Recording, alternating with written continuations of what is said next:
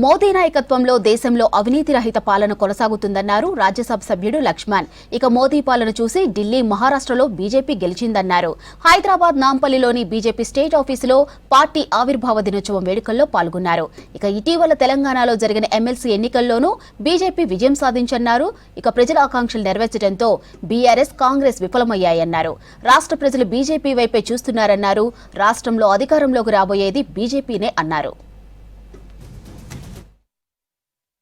వివిధ రాష్ట్రాల్లో జరుగుతున్న ఎన్నికల్లో కూడా అది మహారాష్ట్ర అయితేమి, హర్యానా అయితేమి, ఢిల్లీ అయితేనేమి ఏ రకంగా ఇవాళ ప్రజలు మోదీ నాయకత్వాన్ని ఇవాళ కోరుకుంటున్నారో తప్పకుండా రాబో రోజుల్లో దక్షిణాదిలో కూడా మరి తెలంగాణలో కూడా మోదీ నాయకత్వంలో డబుల్ ఇంజన్ సర్కార్ ఏర్పాటు కావాలనేటువంటి ఆశయంతో, ఆలోచనతో, లక్ష్యంతో ప్రజలు ఇవాళ కోరుకుంటున్నారో ఆ దిశలో మనం కూడా అడుగులు వేస్తూ తెలంగాణ ప్రజల ఆకాంక్షలు నెరవేర్చడానికి ఖచ్చితంగా మరి భారతీయ జనతా పార్టీ ప్రభుత్వం రావడానికి కూడా కార్యకర్తలు మరి కృషి చేయాల్సిన అవసరం ఉంది.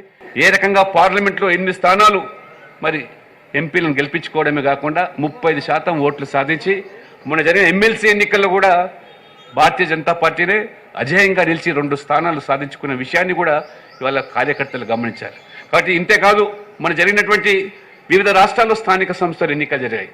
అది ఉత్తరాఖండ్లో కానివ్వండి, లేదా ఛత్తీస్గఢ్లో కానివ్వండి, హర్యానాలో కానివ్వండి, గుజరాత్లో కానివ్వండి, ఏకపక్షంగా ప్రజలు మరి 100% బీజేపీని ఆదరిస్తున్నారు, గెలిపిస్తారంటే కేవలం అభివృద్ధి ఎజెండా, నరేంద్ర మోడీ గారి అవినీతి రహిత పాలన, కుటుంబ రహిత పాలన ఈరోజు ప్రజలను ఇవాళ బీజేపీ వైపు మరి ఏ రకంగా ఆకర్షింపబడుతున్నదో దయచేసి తెలంగాణ కార్యకర్తలుగా కూడా ఇవాళ మన ప్రత్యర్థి పార్టీలు కులం పేరు మీదనో, మతం పేరు మీదనో, ప్రాంతం పేరు మీదనో, భాష పేరు మీదనో విడదీసేటువంటి కుట్రలు భగ్నం చేస్తూ మోదీ గారి నాయకత్వంలో చేపడుతున్న అభివృద్ధి ఎజెండాతో ప్రజల్లోకి వెళ్ళి ఈ వ్యవస్థాపక దినోత్సవ సందర్భంగా పార్టీ ఇచ్చిన కార్యక్రమాలు ఈరోజు రేపు ప్రతి వార్డులో, ప్రతి పల్లెల్లో, ప్రతి ఇంటి మీద కూడా మన పార్టీ జెండా ఎగరవేసి రాబో స్థానిక సంస్థల ఎన్నికల్లో కూడా ఖచ్చితంగా బీజేపీ గెలుపుకు దోహదపడే విధంగా కార్యకర్తలు పూనుకుంటారని చెప్పారు.